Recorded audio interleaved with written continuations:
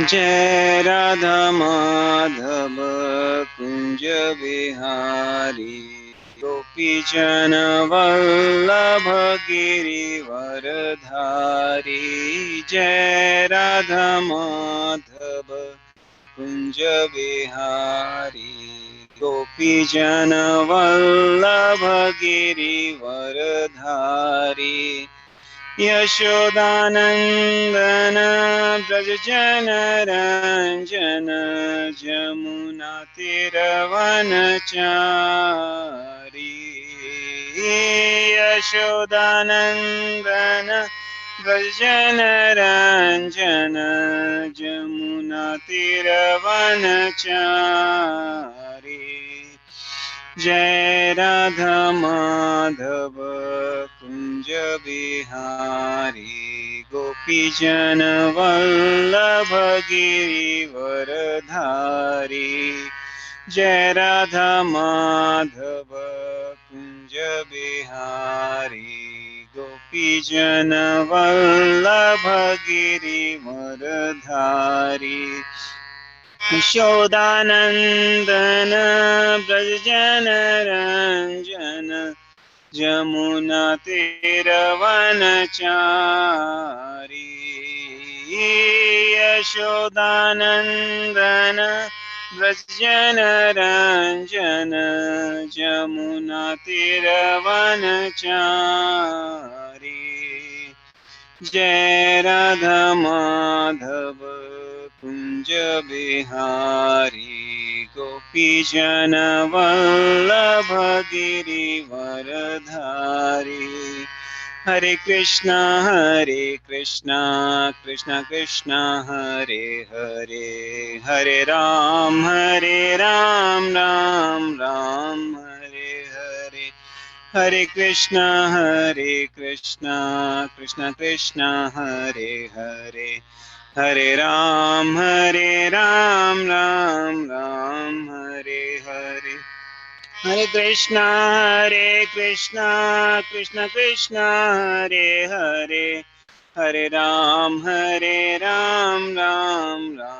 हरे हरे। हरे कृष्णा कृष्णा कृष्णा हरे हरे, हरे राम राम हरे हरे। जय राधा माधव कुंज बिहारी गोपी जन वल्लभ गिरिवरधारी। जय राधा माधव कुंज बिहारी गोपी जन वल्लभ गिरिवरधारी। जय राधा नील माधव की जय, श्रील प्रभुपाद की जय, श्रील गुरुदेव की जय, सभी भक्तों की जय जय। आपका इस सत्र में स्वागत है। मैं थोड़ा सा एडजस्ट करता हूँ। तो मैं प्रभु जी स्क्रीन शेयर करूंगा थोड़ा सा। हाँ, ओ अलाउड है, अच्छा ठीक है। हरी बोल प्रभु जी, मैंने आपको पहले ही को होस्ट बना दिया, आप शेयर कर सकते हैं। ठीक है, थैंक यू। अभी स्क्रीन देख रही होगी मेरे ख्याल से। यस प्रभु जी, दिख रही है। ओके। हरे कृष्णा। तो ओम नमो भगवते वासुदेवाय। ओम नमो भगवते वासुदेवाय। ओम नमो भगवते वासुदेवाय। नारायण नमस्कृत्यं नरं चैवं नरोत्तमं देवीं सरस्वतीं व्यासं ततो जयमुदीरयेत्। शृण्वतां स्वकथा कृष्ण पुण्यश्रवणकीर्तन हृदयन्तस्थो यभद्राणि विदुनोति सुहृत्सताम्। नष्टप्रायेषु अभद्रेषु नित्यं भागवत सेवया भगवती उत्तमश्लोके भक्तिर्भवति नैष्टिकी।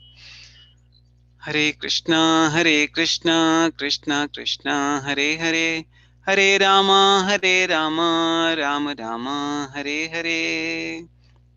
आप सभी भक्तों का इस सत्र में स्वागत है। अ, मैं आभारी हूँ वैष्णव सेवा जी प्रभु जी का, सभी भक्तों के, राजकोट के भक्तों का, जिन्होंने ये मुझे मौका दिया है ताकि मैं भागवतम और भगवत गीता पे थोड़ा बहुत विचार करूं और अपने जीवन को शुद्ध कर पाऊं।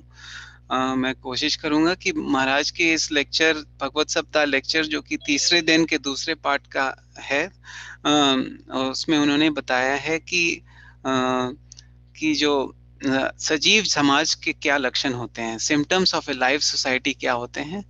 और तो मैं आगे बढ़ता हूँ। अभी तक हम लोग ने काफी कुछ चर्चा कर रखी है। पहले दूसरे तीसरे दिन में उन्होंने काफी कुछ बताया, जैसे कि उन्होंने बताया कि हमारी ड्यूटीज क्या होनी चाहिए, हमारी सिंपल लाइफ होनी चाहिए। इस भौतिक संसार में जब हम आए हैं और हम शहर में आ गए हैं, गांव से दूर आ गए हैं, तो हमें अपने जीवन में हम कैसे सादे जीवन करें ताकि हम समय बचाकर हम भागवतम पर अध्ययन करें बहुत गंभीरता से।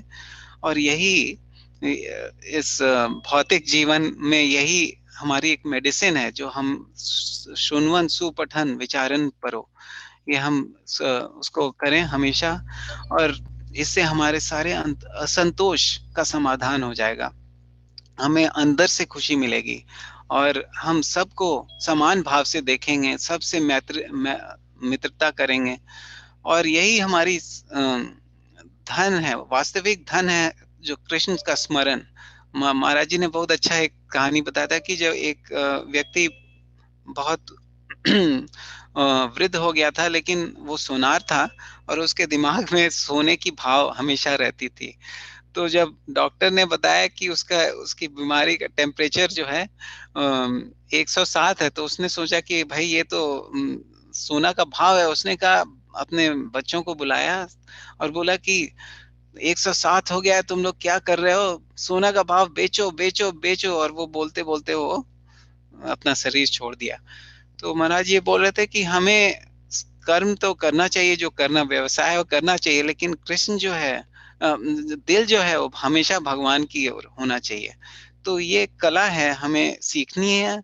और अ, और ये जीवन की कला हमें सीखनी है।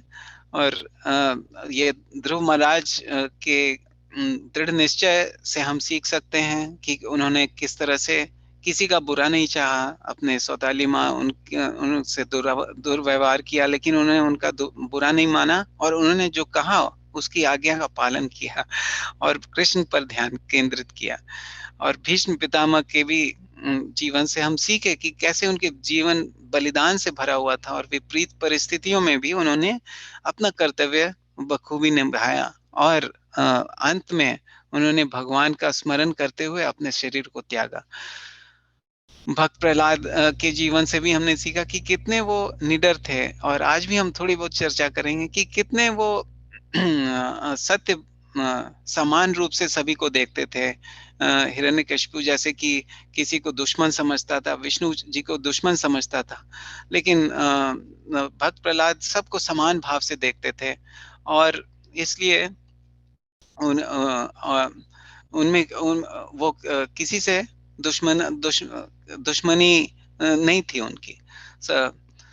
तो और उनमें सहनशीलता भी कितनी थी। उन्होंने, हिरण्यकशिपु ने कितना उनको सताया, लेकिन उन्हें वो सहे, आराम से सहे, मतलब कि मतलब उनको तकलीफ हुई होगी जरूर, लेकिन उन्होंने अपने पिता का आदर करना नहीं छोड़ा उनका। और उन्होंने भगवान पर ध्यान दिया और भगवान ने उनकी रक्षा करी। तो हम महाराज ये बोल रहे थे कि हम शास्त्रों जो है ये पौरुषे नहीं, अपौरुषे हैं। और ये ना भगवान की वाणी है। भगवत गीता जो है भगवान की वाणी है। शंकराचार्य खुद कह गए हैं, गीता सुगीता कर्तव्य किम यह स्वयं पद्मनाभस्य, ये मुख पद्मात विनिसृता, ये भगवान के मुख से निकली हुई वाणी है। तो ये साधारण वाणी नहीं है। और जैसे कि महाराज हमारे सामने होते तो उनकी ऑडियो है, वीडियो है, प्रभुपाद जी की ऑडियो वीडियो है, उनकी वाणी है साक्षात, तो हम उनको सुन करके उनका अनुभव कर सकते हैं। तो शास्त्र भी उसी तरह से है। पुराने जमाने में ऑडियो वीडियो नहीं हुआ करता था, तो और ये शास्त्र लिखे, उसको लिखित रूप में लोग तो पहले याद करते थे, श्रुति माना जाता था। लेकिन जब कलयुग में हमारी मेमोरी क्षीण हो गई, तो उसे लिखित रूप में व्यास जी ने लिखा, और वो हमारे सामने है। और कई डिवोटीज ने उन पे टिप्पणी की है। प्रभुपाद जी ने कितने सुंदर उस पर किताब लिखा है, Bhagavad Gita as it is. तो उसे हम पढ़ सकते हैं और हम भगवान का अनुभव कर सकते हैं हमारे जीवन में। लोग बोलेंगे कि भाई भगवान कहाँ है, हमें तो भगवान नहीं दिखती है, लेकिन भगवान है हमारे शास्त्रों में। भगवत गीता, भागवतम साक्षात भगवान के ही रूप है। तो हमें उनका केवल बुक शेल्फ में रख के आदर नहीं करना चाहिए, उसे पढ़कर उसे आदर करनी चाहिए। तो उससे हम आज भागवतम के आखिरी वर्ष से शुरू करेंगे। तो ये आखिरी वर्ष है भागवतम के, 12th canto 13 chapter 23rd verse, ये आखिरी वर्ष है श्रीमद् भागवतम का। और ये कंक्लूजन भी है। तो इस तरह से सुखदेव गोस्वामी जी क्या बोल रहे हैं, वो बोल रहे हैं, नाम संकीर्तम कीर्तनम यस्य सर्व पाप प्रणाशनम, प्रणामो प्रणामो दुख शमनस्तम, नमामि हरिम पदम परम। नाम संकीर्तनम यस्य सर्व पाप प्रणाशनम, प्रणामो दुख शमनस्तम, नमामि हरिम परम। तो वो कहते हैं, अंग्रेजी में हिंदी दोनों में पढ़ूंगा मैं। तो I offer my respectful obeisances unto Supreme Lord Hari, the congregational chanting of whose holy names destroys all sinful reactions, and the offering of obeisances unto him relieves all material sufferings. तो ये बता रहे हैं कि जो संकीर्तन है, भगवान का नाम लेना, जैसे कि हम लोग अभी कर रहे हैं कि हम भगवान के कथाओं को सुनेंगे आपस में, और एक दूसरे को में कृष्ण भावनामृत होपफुली हमारे दिल में आएगी। तो उससे हम भगवान को फुली ज्यादा याद करेंगे। तो उससे हम ये करेंगे, और जब हम भगवान को हम प्रणाम करेंगे उनके, तो हमसे उसका उसका लक्ष्य, उसका परिणाम क्या होगा, हमारे अंदर जो दुख है उसका नाश हो जाएगा। तो ये बहुत अद्भुत चीज है। जब भी हम भगवान का नाम लेते हैं, भक्तों के साथ रहते हैं, तो हमें दुख अगर होती भी है तो वो दिखाई नहीं देती, हमें अनुभव नहीं होता है। तो इसलिए महाराज कहते हैं कि जो दुख जो है उसका कोई वास्तविक रूप है नहीं, वो वास्तविक है ही नहीं। अगर हम भगवान के साथ रहेंगे हमेशा, तो दुख हमें छूने छूने हमारे पास आ ही नहीं सकती, उसका नाश हो जाता है। तो ये जीवन की कला है कि हम किस तरह से भगवान को अपने जीवन में लाएं, और लाते हुए सारा काम करें। ऐसा नहीं है कि भगवान का नाम लें और कुछ काम नहीं करें। भगवान के सारे काम करें। स्थाने स्थिता, मतलब घर में रहें, जहाँ गृह थाको वाने थाको, सदा हरि बोले थाको। तो जहां भी रहिए भगवान का नाम लेते रहिए, भगवान को याद करते रहिए, और भगवान को खुश करने की कोशिश करिए। हमें हमेशा जो भी एक्शन होना चाहिए, जो भी हमारा कर्तव्य होना चाहिए, उसके पहले ये सोचना चाहिए कि ये अगर मैं कर्तव्य कर रहा हूँ, तो अगर महाराज जी हमारे बगल में बैठे हैं, प्रभुपाद जी बगल में बैठे हैं, तो वो हमारी ये एक्शन, ये कर्तव्य देख के खुश होंगे या नहीं होंगे। तो ये रहना चाहिए हमारा, हमारी सोच। तो इसको इसका मैंने हिंदी भी लिखा था, एक मिनट। अच्छा, ओके, कोई बात नहीं। तो इसका हिंदी नहीं है, लेकिन इस अम, नाम संकीर्तन जैसे इस श्लोक से ये हमें पता चलता है कि हमें भगवान का नाम हमेशा रखना चाहिए, और उसे दूसरों को भी बांटना चाहिए, और यही दूसरों की पे हम कृपा करते हुए उसे बांटनी चाहिए। पहले तो अपने ऊपर करना चाहिए, ध्यान से करना चाहिए, उसके बाद दूसरों पे। तो ये जो वर्ष है, ये प्रहलाद महाराज बोल रहे हैं अपने पिताजी को। कब बोल रहे हैं? दूसरी बार जब उनके गोद में आए थे। और पहली बार तो प्रहलाद महाराज आए और बोल रहे थे कि श्रवणम कीर्तनम विष्णु स्मरणम पाद सेवनम, ये सब करना चाहिए, तभी हमें भगवान की प्राप्ति होती है। सबको समभाव से देखना चाहिए, कोई दुश्मन नहीं, कोई फ्रेंड नहीं। तो उसपे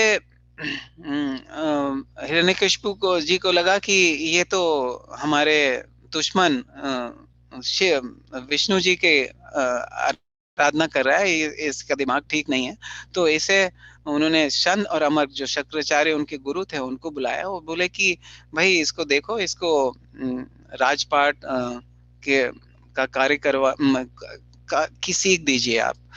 तो वो ब्राह्मण थे षंड और अमर, उन्होंने उसको ले गए, वहाँ स्कूल खोला, वहाँ कई लोग आए, उसके असुर दोस्त सारे सब कोई आए और पढ़ाई शुरू की। उन्होंने सब कुछ राजनीति के बारे में बताया, सब कुछ बताया। जब राजनीति के बारे में बताया तो भक्त प्रहलाद का ये मानना था कि राजनीति इस बेसिस पे होता है कि कोई दुश्मन है, कोई कोई दोस्त है, लेकिन भक्ति में सभी समान है। पंडिता समदर्शिना, तो पंडित जो है सबको समान रूप से देखते हैं, कोई दुश्मन नहीं होता है। जैसे बोलते हैं ना, इंग्लिश में भी बोलते हैं, hate the sin not the sinner. तो हम दूसरों की, अगर हमें वो अधिकार है तो हम दूसरों की बुराई देख सकते हैं, लेकिन दूसरे व्यक्ति को बुरा नहीं मान सकते हैं। और उसी तरह से अगर कोई हमें हमारी निंदा करे तो उसे हमें सुधारने की शक्ति होनी चाहिए। हमारे लक्षण की निंदा करे तो हमें अपने लक्षण को सुधारने की चेष्टा करनी चाहिए। और उसी प्रकार हम दूसरों की निंदा नहीं कर सकते, लेकिन अगर हम उस पोजीशन में हैं, जैसे कि हम जैसे माता पिता हैं, तो हम बच्चों के अवगुण देख के उनको हम एडवाइस कर सकते हैं। गुरु हमें डांट सकते हैं, हमको समझा सकते हैं, हमको बोल सकते हैं कि ये गलत है, ये सही है। तो लेकिन हम सब किसी का, हर किसी आए गए हर किसी व्यक्ति के अवगुण को हम हमें उतना ध्यान नहीं देना चाहिए, और बल्कि भक्ति भाव में ही अपना ख्याल करना चाहिए। तो हमारा तो जब दूसरी बार भक्त प्रहलाद आए तो उन्होंने फिर से बहुत साहस से ये कहा कि जो जो व्यक्ति इंद्रिय तृप्ति में लगा हुआ है, जिसकी इंद्रिय संयम नहीं है, उसे क्या करना चाहिए? उसे वन में चला जाना चाहिए। और उन्होंने इसका दूसरा श्लोक ये कहा है कि न ते विदु स्वार्थ गतिम हि विष्णु दुराशयाये बहिरर्थिमानिनः अंधा यथा अंधैर उपनीयमानस तेष तेपि शिस्तन्त्र्याम् उरुदां निबद्धाः न ते विदु स्वार्थ गतिं हि विष्णु दुराशयाये बहिरर्थिमानिनः अंधा यथा अंधैरुपनीयमानस तेपि शिस्तन्त्र्याम् उरुदां निबद्धाः। Persons who are strongly entrapped in the consciousness of enjoying material life, and who have therefore accepted their leader or guru, a similar blind man attached to external sense objects, cannot understand the goal of life is to return home back to Godhead and engage in the service of Lord Vishnu. As blind men, guided by another blind man, miss the right path and fall into the fruitive labor, they made which are made of very strong cords, they continue again and again in the materialistic life, suffering the threefold miseries. तो यहाँ भक्त प्रहलाद ये समझा रहे हैं कि जो लोग समझते हैं कि हम सांसारिक सुख से हम खुश रहेंगे, जो कि टेम्पररी है, वो हम, और ये नहीं जानते हैं कि भगवत प्राप्ति करना ही असल गोल है, और भगवान की सेवा करना ही हमारी कार्य होनी चाहिए। तो वो क्या होता है कि वो दूसरे व्यक्ति जो कि अंधे हैं, जो कि नहीं जानते हैं कि एक ऐसा लोक भी है जहाँ पे ममे वांशो जीव लोके जीव भूत सनात, यहाँ वहां पे ना सन है न मून है। वहां वहां जो 15 चैप्टर में बताया गया है कि न न भासते सूर्यो न शशांको न पावक यद गत्वा न निवर्तन्ते तद धाम परमम मम। उस धाम के बारे में उन्हें कोई कोई ज्ञान नहीं है। वो ज्ञान हमें भगवत गीता के 2nd चैप्टर में ही मिल जाता है, और वो ज्ञान 15 चैप्टर में और बाकी चैप्टर में बहुत उल्लेख किया गया है। और ये जो जीव, जो आदमी जो अपने को देह आत्म बुद्धि के कारण जीता है, वो उससे वो अलग हो जाता है और अपने को पहचानने लगता है ज्यादा ज्यादा, और जीवन के उथल पुथल को बर्दाश्त करने की उसमें शक्ति आती है, क्योंकि वो समझता है कि वो इंद्रियों द्वारा उसे ग्रहण कर रहा है और वो तो इंद्रियों से परे है। तो इसकी परपट मैं हिंदी में ही पढ़ता हूँ। तो न नहीं ते वे विदु जानते हैं स्व अर्थ गतिम, जीवन की चरम लक्ष्य या अपने असली हित को ही निसंदेह विष्णु, भगवान विष्णु तथा उनके धाम को दुराशया, इस भौतिक जगत का भोग करने के इच्छुक ये जो वही बाह्य इंद्रिय विषय अर्थ मानिना महत्वपूर्ण मानते हैं, अंधा अंधे व्यक्ति यथा जिस प्रकार अंधा दूसरे अंधे व्यक्तियों द्वारा उपनीयमानः ले जाए जाकर ते वे अपि यद्यपि ईश्वतंत्राम, भौतिक प्रकृति के रस्सियों नियमों को उरु अत्यंत शक्तिशाली दामनी रस्सियां बद्धा बधी हुई। ये उरु और दामना से याद आता है दामोदर लीला, जिसमें कि भगवान जो कि अपने को रस्सी से बंधे हुए हैं, लेकिन फिर भी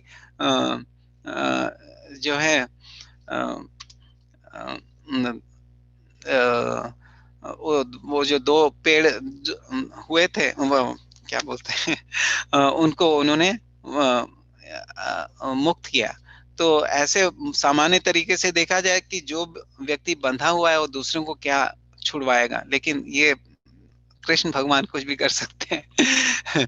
तो जो लोग भौतिक जीवन के भोग की भावना द्वारा दृढ़ता से बंधे हैं और जिन्होंने अपनी ही समान बाह्य इंद्रिय विषयों से आसक्त अंधे व्यक्ति को अपने नेता या गुरु स्वीकार कर रखा है, वह यह नहीं समझ सकते कि जीवन का लक्ष्य भगवत धाम को वापस जाना तथा भगवान विष्णु की सेवा में लगे रहना है। जिस प्रकार अंधे व्यक्ति द्वारा ले जाया गया दूसरा अंधा व्यक्ति सही मार्ग भूल सकता है और गड्ढे में गिर सकता है, उसी प्रकार भौतिकता से आसक्त व्यक्ति अपने ही जैसे किसी दूसरे व्यक्ति द्वारा मार्ग दिखलाए जाने पर सकाम कर्म की रस्सियों द्वारा बंधे रहते हैं, जो अत्यंत मजबूत धागों से बनी होती है। और ऐसे लोग तीनों प्रकार के कष्ट सहते हुए पुनः पुनः भौतिक जीवन प्राप्त करते रहते हैं। ये ध्यान रखने वाली बात है। हाल में मैं बुद्ध की जीवन को पढ़ रहा था तो और बहुत प्रभावित हुआ कि वो उन्होंने 3 व्यक्तियों को देखा। एक बूढ़े व्यक्ति को देखा जो कि किसी तरह से चल रहा था लकड़ी पकड़ के, और दूसरा उन्होंने देखा कि कोई बीमार था बहुत, और बहुत खांस रहा था और बहुत उसे उत्तेजना हो रही थी। और फिर उन्होंने देखा कि कोई मरा हुआ व्यक्ति को, कोई मरे हुए शव को ले जा रहा था और नाम भगवान का नाम लेते हुए। तो उन्हें भगवान बुद्ध ने पूछा कि ये क्यों हो रहा है, ये ऐसा क्या होता है, ये क्या जीवन इतना यही जीवन का लक्ष्य है कि आदमी अंत में बूढ़ा हो जाए और फिर बीमारी आता रहे और फिर अंत में वो एक शव बन के चला जाए। तो ये सब सवाल उनके मस्तिष्क में उन्होंने गंभीरता से उन्होंने उसका अध्ययन मतलब सोचा कि जीवन में इतनी दुख क्यों है और उसका समाधान क्या हो सकता है। और इसलिए उन्होंने फिर एक संत से मिले, फिर ये उन्हें ख्याल आया कि ये संतों का मार्ग ही अच्छा है, और फिर उन्होंने अपना गृह छोड़ दिया। गृह छोड़ते समय उसके उनके पिताजी ने पूछा कि तुम क्यों छोड़ रहे हो, हमें क्यों छोड़ रहे हो, तुम राजकुमार, अकेले राजकुमार हो, और तुम्हें सब सुख संपत्ति ऐश्वर्य सब कुछ है, तुम क्यों छोड़ रहे हो। तो उन्होंने यही जवाब दिया कि अगर आप हमें जन्म मृत्यु और जरा व्याधि से आप हमें बचा सकते हैं, और जो है धन अचानक खत्म हो जाए, न खत्म हो, उससे आप हमें बचा सकते हैं, तो आप हमें रोक सकते हैं। तो उसका जवाब उनके पिताजी के पास नहीं था, और इसलिए उस जन्म मृत्यु जरा व्याधि से परे जाने के खोज में भगवान बुद्ध जंगल में गए, और उन्होंने बहुत तपस्या की, बहुत जबरदस्त तपस्या की। इतनी तपस्या की कि उनका जो शरीर था बिल्कुल कंकाल जैसा हो गया। और फिर एक कुछ नर्तकी वहां आ रहे थे, उन्होंने एक गाना गा रहे थे कि अगर आप, जो वीणा है, वीणा की तार बहुत तेज, बहुत तीखा कर दें तो क्या, टाइट कर दें तो क्या होता है, तार टूट जाती है, और बहुत ढीला कर दें तो उससे संगीत का स्वर नहीं निकलता है, तो बीच में होना चाहिए। तो इससे उन्हें ख्याल आया, उन्होंने मिडिल मार्ग का ख्याल किया। तो अगर हम देखें, हमारे भक्ति में भी बहुत ही सरल बना दिया है चैतन्य महाप्रभु जी ने। उन्होंने कहा है कि स्थाने स्थिता, आप जहाँ गृह थाको वाने थाको, सदा हरि बोले डाको। आप जहाँ भी हैं, आप अपने स्थिति को बदलने की जरूरत नहीं है, आप अपने जगह में रहिए और भगवान का नाम, भगवान को याद करते हुए काम करते। कितना सरल बना दिया है। जो तपस्या उन्होंने कितने कठिनता से वन जाके की, वो हम घर बैठे कर सकते हैं, और वही अर्थ, उसका वही निष्कर्ष निकलेगा जो उन्होंने पाया था।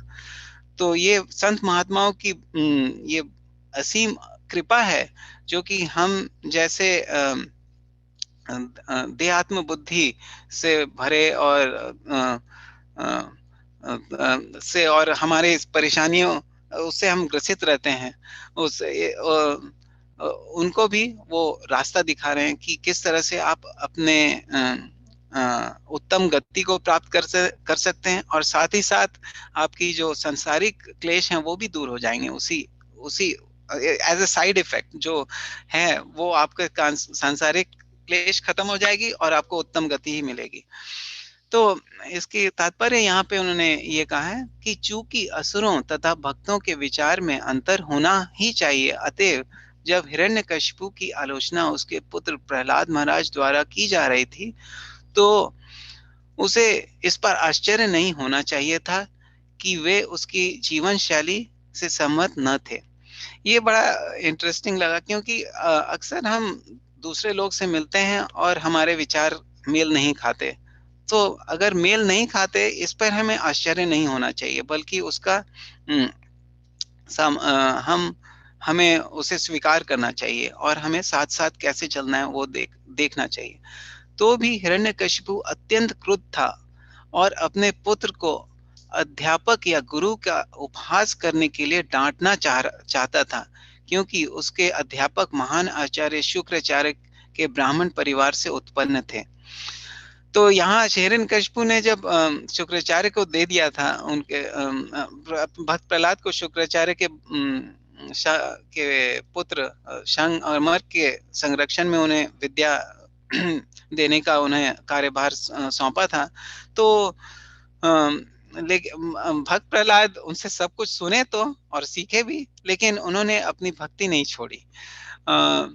तो इससे हिरण्यकशिपु को लगा कि उन्होंने शुक्राचार्य के पुत्रों ने अपना कार्य नहीं किया, तो उन पे गुस्से हुए। लेकिन भक्त प्रहलाद संगमर के ने कहा कि इसमें मेरा कोई दोष नहीं है।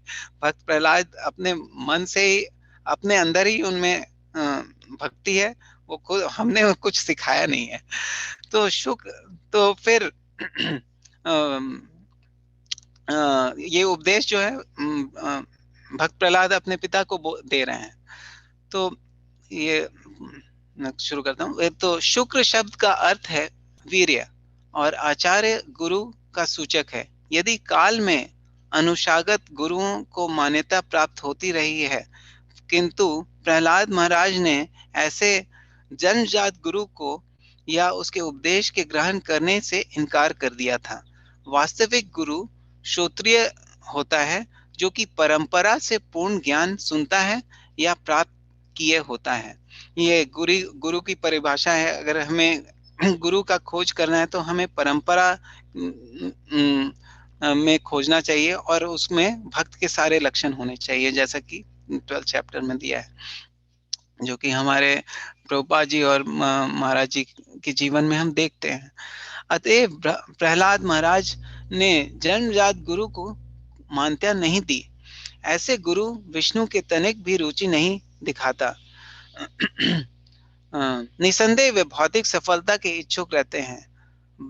बहिर्अर्थिमानिना, बहि शब्द का अर्थ बाह्य, बाह्य अर्थ का हित तथा मानिना का अर्थ गंभीरता से लेना होता है।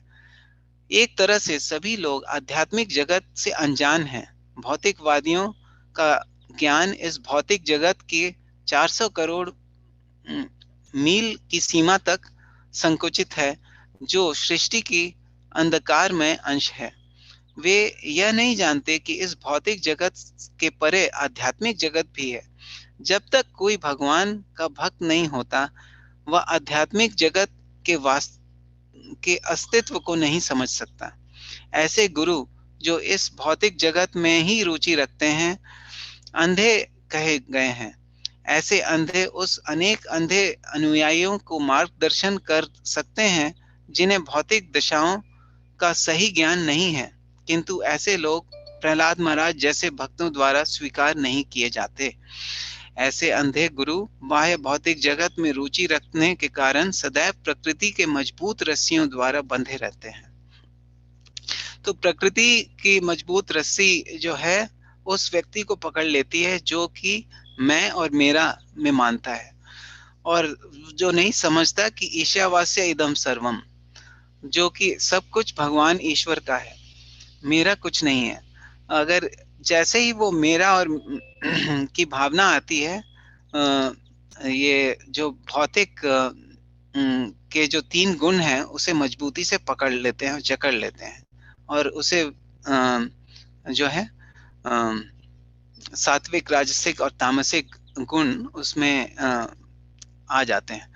तो हर एक व्यक्ति इस गुणों से बंधा हुआ है, इस संसार में है, तो सभी कोई इस गुण से बंधे हुए हैं। केवल कृष्ण भगवान और उनके शुद्ध भक्त ही इस गुण से परे हैं। तो हमें उनके शरण लेने चाहिए। अगर हमें इस रस्सियों की से छुटकारा पाना है तो हमें उनके भक्तों की सेवा करनी चाहिए, दास अनुदास। क्योंकि हमारे सामने कृष्ण तो नहीं है, लेकिन उनके भक्त जरूर हैं। तो उनके भक्त की सेवा करेंगे तो भगवान और अत्यधिक और प्रसन्न होंगे। लेकिन अगर हम ऐसा नहीं करें तो उसका क्या कारण, क्या परिणाम होता है, ये भी जान लेना चाहिए। जैसे इंग्लिश में बोलते हैं, उसका फ्लिप साइड क्या है। तो तो ये जो वर्णन है, ये युधिष्ठिर महाराज पहले स्कंद में 14वें अध्याय में बोल रहे हैं कि जब कृष्ण भगवान इस जगत से चले गए तो उन्होंने बहुत कुछ अशुभ लक्षण देखा, और ये अशुभ लक्षण हमारे जीवन में आते हैं जब हम कृष्ण भगवान को अपने जीवन से दूर कर देते हैं। तो उन्होंने क्या कहा, निमित्तानि अत्यरिष्टानि कलेत्व अनुगते नृणाम लोभादि अधर्म प्रकृतिम दृष्ट्वा वो वाचनुजम नृपः। इसका हिंदी पढ़ लेते हैं। तो काल क्रम में ऐसा हुआ कि लोग लोभ, क्रोध, गर्व इत्यादि से अभ्यस्त हो गए। महाराज युधिष्ठिर ने इन सब उपशकुनों अपशकुनों को देखकर अपने छोटे भाई से कहा। तो ये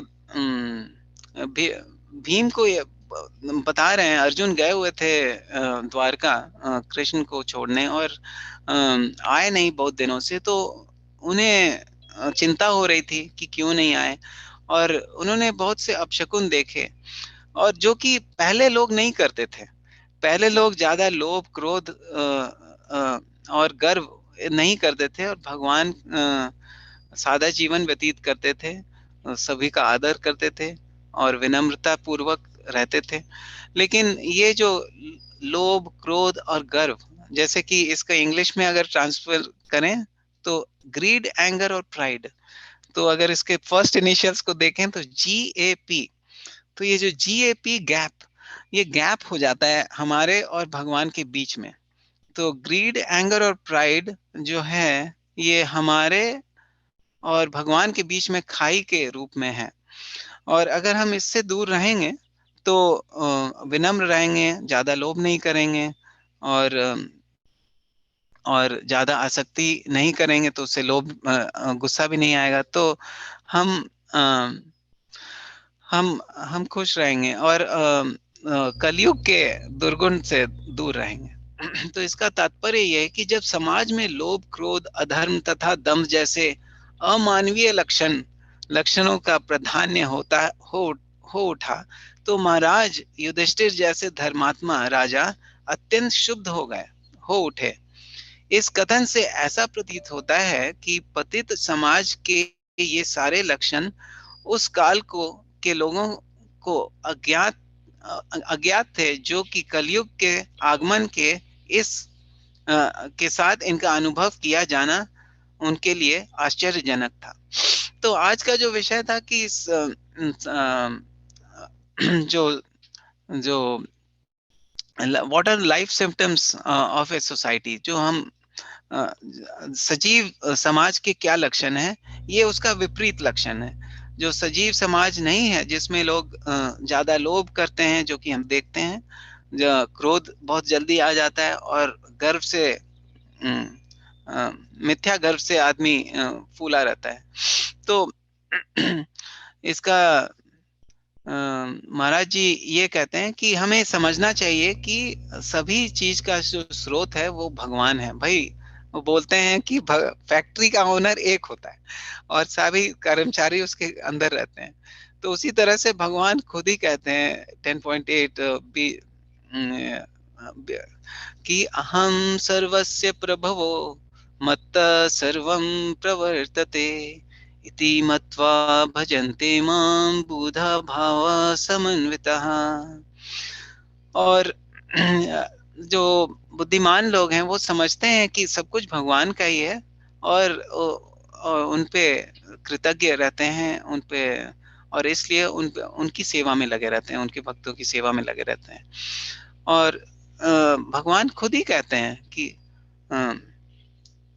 सर्वधर्मान् परित्यज्य माम एकम शरणं व्रज, अहम त्वां सर्व पापेभ्यो मोक्षयिष्यामि मा शुचः। वो कहते हैं कि आप सभी abandon all varieties of religion and just surrender unto me. I shall deliver you from all sinful reactions. Do not fear. तो बोलते हैं कि आप हमें हमारा आश्रय लीजिए, और केवल हमारा आश्रय लीजिए। माम एकम शरणम व्रज, और इससे आपके सारे पाप धुल जाएंगे और आपको कोई चिंता करने की जरूरत नहीं है। तो भगवान को पाने के लिए महाराज बोल रहे थे कि हमें कुछ तप करना जरूरी है, नहीं तो हम भगवान इतने सस्ते नहीं है कि आपके जीवन में आ जाएं। तो भगवान भी देखते हैं कि आप में कितनी श्रद्धा है, कितनी भक्ति है, कितनी सिंसियरिटी है। और सारे जो शास्त्र का जो निचोड़ है वो है कि भगवान का नाम स्मरण। क्योंकि महाराज बोल रहे थे कि मरते वक्त हमारे पास भगवत गीता बुक नहीं हो सकती है, भागवतम नहीं हो सकता है, लेकिन हमारे हम भगवान का नाम स्मरण तो शायद कर सकते हैं उस समय। तो इसलिए हमें भगवान का नाम स्मरण करना है, और उससे हम देखते हैं कि किस तरह से Krishna is cause of all causes. Maharaj बोलते हैं कि महाविष्णु होते हैं, कारणों दक्षाई विष्णु। जो कृष्ण भगवान से पहला जो एक्सपेंशन है वो कारणों दक्षाई विष्णु है। फिर कारणों दक्षाई विष्णु के पोर से, मतलब कि उनके उनकी जो त्वचा के ये जो है छेद से कई सारे यूनिवर्सेस निकलते हैं, कई सारे। जैसे कि आप मस्टर्ड सीड्स कोई बैग में रखा है, उसे कोई खोल दे तो कितने सारे यूनिवर्सेस हो जाएंगे। और हर एक यूनिवर्स में गर्भोदक्षाई विष्णु आते हैं, और वो उनके नाभि से ब्रह्मा जी निकलते हैं, और वो he is the secondary creator, और वो सारे सृष्टि के निर्माण करते हैं। वो हमारे पिता हैं। और फिर क्षीरोदक्षाई विष्णु के रूप में वो हर कण कण में, हर जीव में और हर कण कण में समा जाते हैं। और तो इस तरह से भगवान हर जगह है। अगर हमें पर हमारी दृष्टिकोण वैसी नहीं रहती है, हम किसी को दुश्मन मान लेते हैं, हम किसी को मित्र मान लेते हैं, लेकिन भगवान सबके अंदर है। तो ये जो समानता की भावना हमें आ जाती है, तो हमें यही सही दृष्टिकोण है। तो महाराज जी बहुत अच्छा प्रेयर बता रहे थे कि भक्त क्या भगवान से विनती करते हैं। भगवान से विनती भक्त क्या करते हैं? अनायसा मरणम विना दयनीय दयनीय जीवनम देहि में कृपया कृष्ण त्वयि भक्ति माँ अचंचलम। तो अनायस मरणम की ऐसा हमें मृत्यु दीजिए जो कि जल्दी, तुरंत हो जाए, कोई कष्ट ना हो। जैसे कि हार्ट अटैक आ जाए, खत्म। या सोते सोते लोग, कोई भाग्यशाली लोग सोते सोते चले जाते हैं। और हमें किसी पर आश्रित ना रहना पड़े। ऐसी बिना दयनीय जीवनम देहि में कृपया कृष्ण त्वयि भक्तिम अचंचलम। तो हमारे आपके प्रति अचंचल भक्ति दीजिए प्लीज। हमें अनशेकन, कांस्टेंट, अनमोटिवेटेड, अहेतु की भक्ति दीजिए। तो महाराज ये बता रहे थे कि हमें सभी का आदर करना चाहिए, और खास करके माता पिता का आदर जरूर करना चाहिए, उन्हें रिजेक्ट नहीं करना चाहिए। तो वो कहानी बता रहे थे कि एक पिता थे उनकी, और उनका एक बेटा था, उनकी फैमिली थी, माता पिता थे, लेकिन माता की डेथ हो की मृत्यु हो गई, वो अकेले हो गए। और उन्होंने बहुत कष्ट से अपने बच्चे को पाला। उन्होंने दूसरी शादी वगैरह नहीं की, अपने बच्चे को पाला। और पुत्र को पता था कि पिता कितने कष्ट से उसे पाल रहे हैं, बड़े कर रहे हैं। और फिर उन्होंने फिर पुत्र ने बड़ा हो गया, वो डॉक्टर बन गया। उसने एक डॉक्टर बीवी से भी शादी की, बहुत अच्छे से लोग रह रहे थे, उसे भी एक बेटा हुआ, और अच्छे से रह रहे थे। उसके पिता उसके साथ रह रहे थे। तो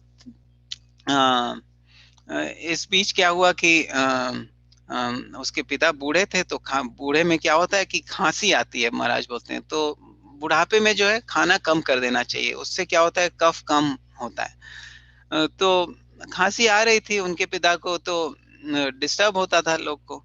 तो उनकी धर्मपत्नी ने कहा कि आप जो है अपने पिता को जो है आखिरी जो रूम है उसे वहां पे रख दीजिए, तो वो ठीक रहेंगे, हमें भी डिस्टर्ब नहीं होगा। तो बेचारे अच्छे पुत्र थे, वो गए अपने पिताजी के, बोले कि पिताजी आप वो नीचे वाले रूम में, आप किनारे वाले रूम में चले जाएंगे तो अच्छा रहेगा। तो पिताजी बोले कि मैं तो यार ठीक हूँ, लेकिन अगर तुम चाहते हो तो मैं चला जाता हूँ, कोई बात नहीं है। तो फिर ये बात हुई। फिर उन्होंने फिर उनकी धर्मपत्नी जी ने कहा कि देखिए, यहाँ पे सामने में ही एक मकान है जहाँ पे बड़े लोग, बूढ़े वृद्ध लोग रहते हैं, वो उनके साथ रहेंगे तो अच्छा रहेगा। बाकी लोग भी रहेंगे, वो न्यूज़पेपर वगैरह पढ़ेंगे, या तो अच्छा रहेगा। तो फिर जो पुत्र थे वो गए अपने पिताजी के पास, बोले कि पिताजी आप यहाँ अकेले रहते हो, पिताजी ने कहा कि नहीं बेटा, मैं बिल्कुल ठीक हूँ, मैं उनके बेटे के साथ मैं खेलता हूँ, मैं बिल्कुल अकेले ठीक हूँ, तुम अपना जीवन व्यतीत करो, मुझे मेरी चिंता मत करो। लेकिन नहीं पिताजी, अगर आप सामने चले, वो दूसरे मकान में चले जाएंगे। तो पिताजी ने कहा कोई बात नहीं, ठीक है, मैं तुम जैसा चाहते हो वैसा करूंगा। तो चले गए, वहां रहने लगे। तो बीच में बेचारा अच्छा पुत्र था, वो गया पिताजी के पास एक दिन दो धोती लेके। तो पिताजी ने कहा कि मैं दो धोती नहीं, मैं केवल एक धोती लूंगा। तो पुत्र ने कहा कि क्यों पिताजी, मैं दो धोती ले लीजिए प्लीज। तो बोले कि नहीं नहीं, देखो तुम बहुत अच्छे पुत्र हो, लेकिन क्या है कि जब तुम बड़े वृद्ध होगे तो तुम्हारा जो बेटा है तुम्हें धोती नहीं देगा, तो तुम अपने लिए एक धोती अभी रख लो। तो ये जो है महाराज बता रहे थे कि बड़ों का हमेशा आदर करना चाहिए, उनका हमेशा ख्याल करना चाहिए, और उनकी उन पे आभार करनी चाहिए। उन्होंने काफी सारी सैक्रिफाइसेस की हैं, और उनकी उनकी आशीर्वाद से हम भक्ति में आगे बढ़ सकते हैं। और इस संदर्भ में ये एक और कहानी थी पंढरपुर की, जो कि आप लोग सब जानते हैं, विट्ठल जी जो कि अम, अ, तो ये पौंडिक नाम के एक ये थे, भक्त थे। उस समय भक्त नहीं थे, लेकिन वो अपने पिताजी और माताजी को के ख्याल नहीं करते थे। तो एक बार क्या हुआ कि उनके पिताजी काशी गए तीर्थ यात्रा में। तो वहां वो रह रहे थे, लेकिन यहाँ पे ये पौंडिक जो उनके बेटा थे अपनी पत्नी के साथ गए, और वहां पे भी उनको काफी कष्ट दे रहे थे। जैसे कि अपने घोड़े पे जाते थे और पेरेंट्स को चलवाते थे, उनसे बहुत काम कराते थे, और उनको काफी कष्ट देते थे। तो एक दिन ऐसा हुआ कि वो एक ऋषि के घर गए, और वहां पे रेस्ट लिए, बहुत थक गए थे तीर्थ यात्रा करते करते। तो वहां ऋषि के रात में क्या पौंड्रिक ने बहुत अद्भुत दृश्य देखा। उन्होंने देखा कि बहुत सुंदर सुंदर देवियां आ रही हैं, और ऋषि के कपड़े धो के उन पूजा करके चली जा रही हैं। तो ये अद्भुत दृश्य देख के उन्हें उत्सुकता हुई, बोला कि उन्होंने सोचा कि मैं कल भी इसी समय जगा रहूंगा सुबह सुबह, और इनको देखने की कोशिश करूंगा। अगले दिन फिर ऐसा हुआ। उन्होंने कहा कि ये फिर वो देवियां आई, गंदे मैले कुचैले वस्त्र पहन के, और सब उन मुनि और ऋषि की सेवा की, उनके कपड़े उपड़े धोए और पूजा की, और फिर वहां से चली गई। तो पौंडिक को बहुत आश्चर्य हुआ। उन्होंने कि आप कौन है देवियां, आप बताइए अपने बारे में। तो उन्होंने कहा कि मैं गंगा और यमुना हूँ, और सारे नदी हूँ, और मैं जो हूँ ये ऋषि की सेवा करने आई हूँ। और जो हमारे जो मैले कपड़े हैं वो सारे पापी लोग जो हमारे नदी में नहाते हैं उनके वजह से हैं। और हे पौंडरिक, तुम जो हो सबसे ज्यादा पापी हो। अ, तुम अपने माता पिता का ख्याल नहीं रखते। तो इससे पौंडिक को बहुत क्लेश हुआ। वो उसकी आंखें खुल गई, और वो अपनी माता पिता की सेवा करने लगा, और सेवा करते करते बहुत सेवा किया। अपने घर गया, वापस गया, और वहां पे भी बहुत सेवा कर रहा था। तो एक बार ऐसा हुआ कि विट्ठल जी जो थे, कृष्ण भगवान, वो एक बैकुंठ से उसे उसे देखने आए, उस पे कृपा करने आए। उस समय पुंडलिक जो थे वो अपने पिता की सेवा कर रहे थे। तो उन्होंने सेवा करते करते उन्होंने कहा कि ये ईंट लीजिए, जो कि कहते हैं कि वो इंद्र भगवान ही थे। जब वृतासुर से लड़ाई हुई थी, तो वृतासुर तो ने इंद्र को श्राप दिया था कि वो ईंट बन जाए। तो उन्होंने वो ईंट जो है भगवान की ओर फेंका, बोले कि आप कृपा करके वहां पे विराम कीजिए, मैं अभी आता हूँ भगवान की सेवा करने। तो सॉरी, अपने माता पिता की सेवा करके। तो भगवान जो है वो ईंट पे खड़े रहे, और बाद में रुक्मिणी जी भी उनको देखने आई। तो इस तरह से वहां पे पंढरपुर में विट्ठल जी अभी भी हैं। और ये जो विग्रह है ये किसी ने बनाया नहीं है, स्वयं प्रकट हुआ है। और ये बॉम्बे के से थोड़ा दूर में है, ज्यादा दूर नहीं है। तो इससे हम भी सीख सकते हैं कि माता पिता की सेवा करने से हमें जो है भगवान खुश होते हैं। और हम उनकी उनकी आशीर्वाद से ही हम आगे बढ़ सकते हैं। तो सॉरी, ये महाराज बोल रहे थे कि भक्त जो होते हैं वो बहुत ही कृपालु होते हैं। और उन्होंने एक कहानी कही थी, ये खड़क बाबा भारती और खड़क सिंह की आपने शायद सुनी होगी। तो एक बाबा भारती एक भक्त थे जिनके जो कि एक मंदिर में गांव के बाहर रहते थे और भक्ति करते रहते थे। तो कुछ भक्तों ने उन्हें एक बहुत अच्छा घोड़ा दिया। तो उसी गांव में आसपास खड़क सिंह नाम का एक बहुत खूंखार डाकू रहता था। उसे भी पता चला कि बहुत सुंदर घोड़ा बाबा भारती जी को मिल गया है। तो वो भी देखने आया और बोला कि, और देखा वाकई बाकी सुंदर घोड़ा है ये, संत इस घोड़े का क्या करेंगे, ये घोड़ा तो मेरे पास होना चाहिए। तो उन्होंने उसने बाबा भारती को बोल दिया कि ये घोड़ा मैं आपसे ले लूंगा। तो उसके बाद से बाबा भारती घोड़े से बहुत प्रेम करते थे, उनसे लगाव था उसको। और घोड़ा भी को भी उनसे लगाव था। तो उनको रात में नींद नहीं आई, वो तो इस चिंता में कि अब क्या होगा, खड़क सिंह मेरे घोड़े को ले जाएगा। मतलब कि उनको तो फिर एक बार क्या हुआ, एक जा रहे थे तो एक बहुत ही बीमार व्यक्ति करा रहा था। तो कृपालु होने के कारण बाबा भारती गए उनके पास, बोले कि तुम्हें क्या हुआ है बेटा, भाई। तो बोले कि मैं बहुत बीमार हूँ, मुझे डॉक्टर के पास जाना है उधर दूर, मुझे प्लीज ले जाइए। तो बाबा भारती खुद घोड़े से उतरे और उसे बैठा लिया और ले जा रहे थे, चल चल चल के जा रहे थे और उसे ले जा रहे थे। तो इतने में खड़क सिंह लगाम संभाला और तेजी से आगे निकल गया। तो बाबा भारती उसके पीछे भागे और बोले कि अ, रुको रुको, ये घोड़ा तुम्हारा है लेकिन रुक जाओ, मेरी बात सुन लो। तो खड़क सिंह बोला, बाबा मैं आपको घोड़ा नहीं दूंगा, अब मैं आपका सेवक हूँ, आप जो भी बताएं, लेकिन ये घोड़ा मैं आपको नहीं दूंगा। और वो रुक गया। तो बाबा भारती ने उसे ये कहा कि सुनो खड़क सिंह, ये जो वार्ता वार्ता हुई जो तुमने ये जो ये नाटक किया था बीमार बनने का और फिर घोड़ा घोड़ा लेके चले गए, ये किसी को मत बताना। खड़क सिंह ने कहा कि क्यों, मैं क्यों नहीं बताऊं, क्यों? तो बाबा भारती ने कहा कि इससे लोगों का विश्वास कम हो जाएगा बीमार व्यक्तियों पे।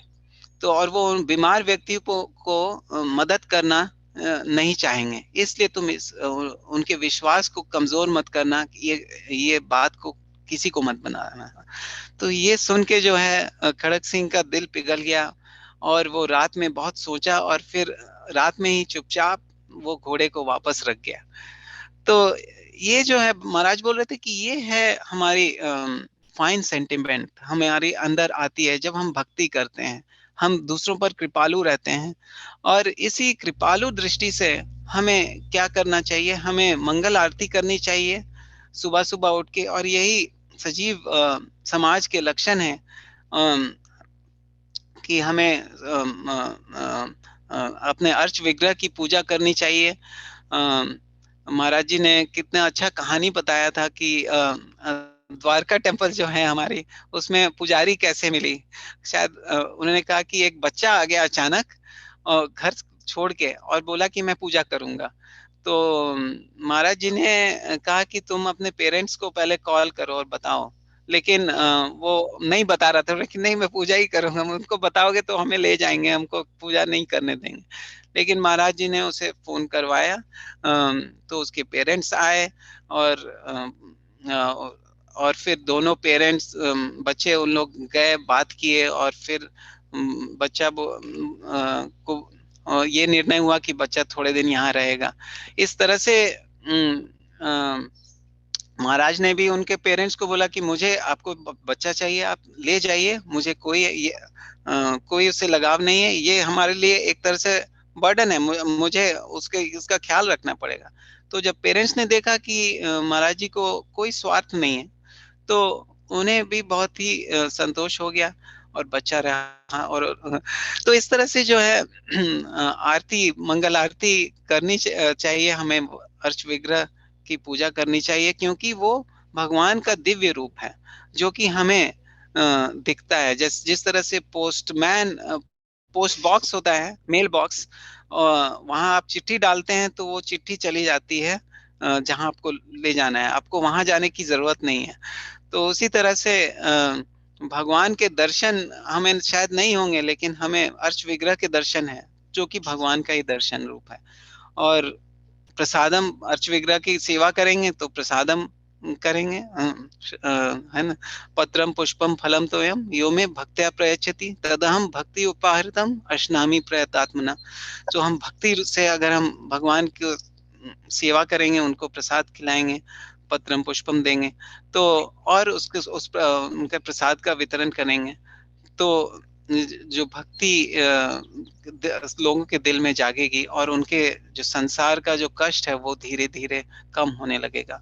और महाराज बोलते हैं कि प्रीचिंग होनी चाहिए और स्टडी ऑफ स्क्रिप्चर्स होनी चाहिए, कि हम एक समय भी समय बर्बाद न करते हुए, ये जो दुर्लभ मनुष्य शरीर है, ये इसका एक समय भी बर्बाद न करते हुए हम भागवतम में अपना ध्यान लगाएं और कृष्ण को याद करने में लगाएं।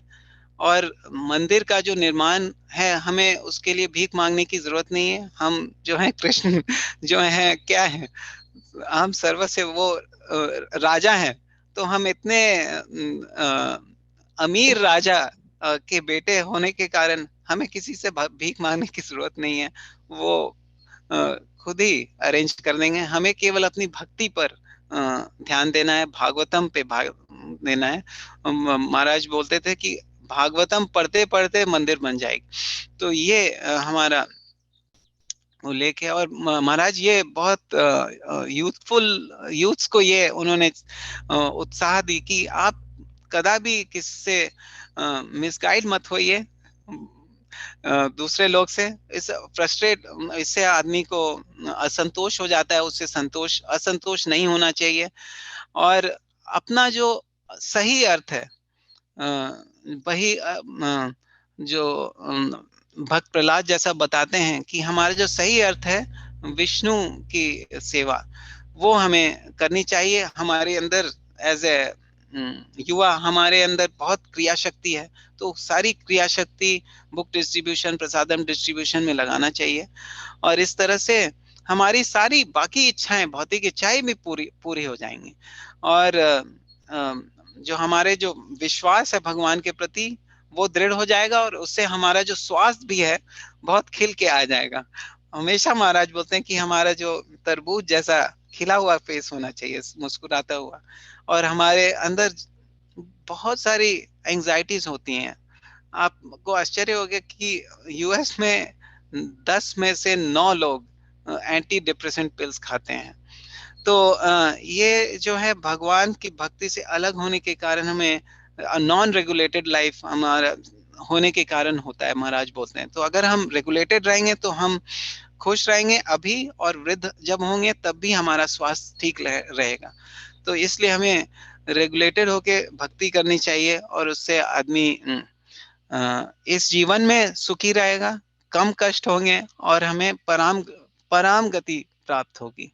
तो इसी के साथ मैं गुरुदेव के चरणों में विनम्र निवेदन करता हूँ, आप सभी भक्तों के चरणों में मैं मेरा निवेदन प्रार्थना है कि हम हम रेगुलेटेड होके चैंट करें, नियम पूर्वक भक्ति करें, और मंगल आरती करें, जप करें, और श्रीमद् भागवतम, भगवत गीता का अच्छे से अध्ययन करें, और जितनी भी क्रिया शक्ति है उसे हम प्रीचिंग में लगाएं, और दूसरे लोग जो प्रीचिंग कर रहे हैं उनका मदद करें।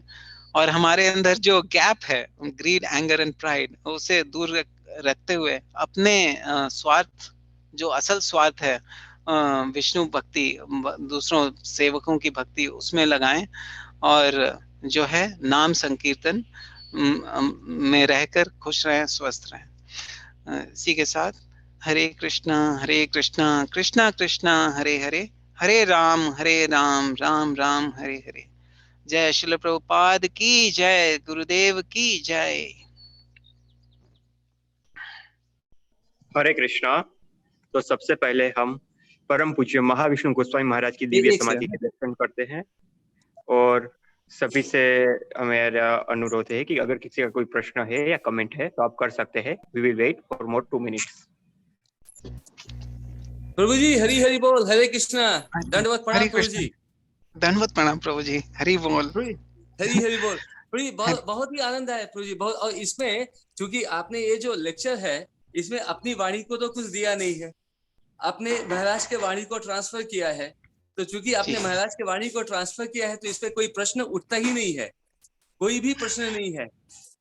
कोई एक चीज जस्ट मैं थोड़ा सा अपने मतलब ये बहुत मेरे हृदय के क्लोज है, और हमारे का सबके हृदय के बहुत क्लोज है कि हम लोग देखते हैं कि गुरु महाराज ने और ये श्रीमद् भागवतम ने सब जगह में एक चीज को ये बहुत ही क्लियरली फोकस किया गया है कि अपने माता पिता का सेवा करना है। तो इसका एक बहुत ही बड़ा एक वजह है, और उसका वजह मुझे ऐसा लगता है प्रभु जी कि शुरू से ही ये परिपाटी चली आ रही है कि जब आपके शरीर में ताकत है तो आपको लगता है कि यू कैन विन एवरीथिंग, आप सब कुछ विजय प्राप्त कर सकते हैं। और जैसे ही शरीर में ताकत घटना शुरू हो जाता है ना, तो you start losing you feel that you are starting losing the battle. और उसमें क्या होता है कि पुत्र जो है उनके चूंकि शरीर में ताकत है, उनके इतना अहंकार है कि उनको कुछ समझ नहीं आता है। They get absolutely bewildered by the material energy of the Krishna. और वहीं पे पेरेंट जो है, माता पिता जो है, वो इस तरह से विवश हो जाते हैं अपने स्वास्थ्य की वजह से, अपने एज की वजह से, कि उनके पास में कोई ऑप्शन नहीं रह जाता है।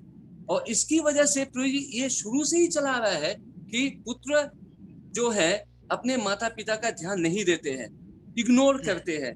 और इसी की वजह से और उसमें भी मतलब ये बड़ा ही स्मार्टली उसमें ना ये उसको कैमोफ्लेज करने की कोशिश करते हैं ना, कि यहाँ पे ये गलती हो गया, यहाँ पे उन्होंने ये गलती, जैसे आपने स्टोरी बताया है ना प्रिय, की 2 धोती खरीदा और एक धोती फिर पिता ने बोला भी अपने लिए रख लो, क्योंकि तुम तो इतने अच्छे पुत्र हो कि हमें तो धोती दे रहे हो, लेकिन तुम्हारे पुत्र तो इतने उससे भी अच्छे हो जाएंगे कि एक धोती भी नहीं देंगे। So just keep it for you, for your safety.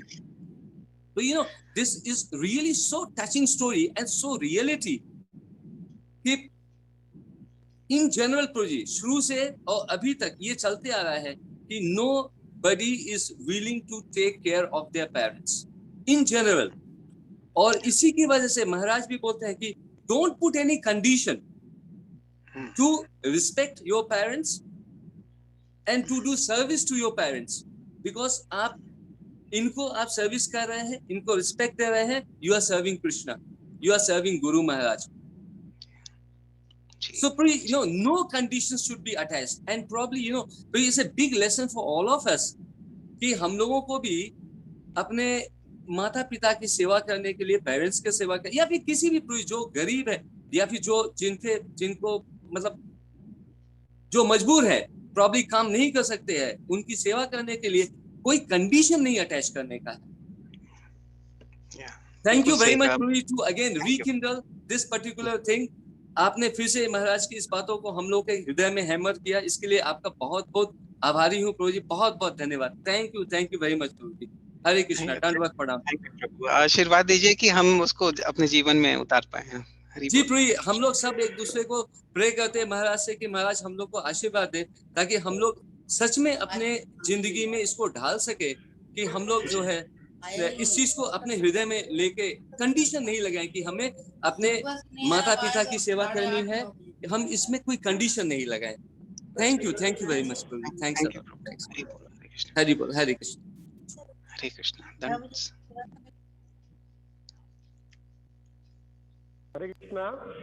हरे कृष्णा प्रभु जी, दंडवत प्रणाम। हरे प्रभु जी, आप दंडवत प्रणाम प्रभु जी।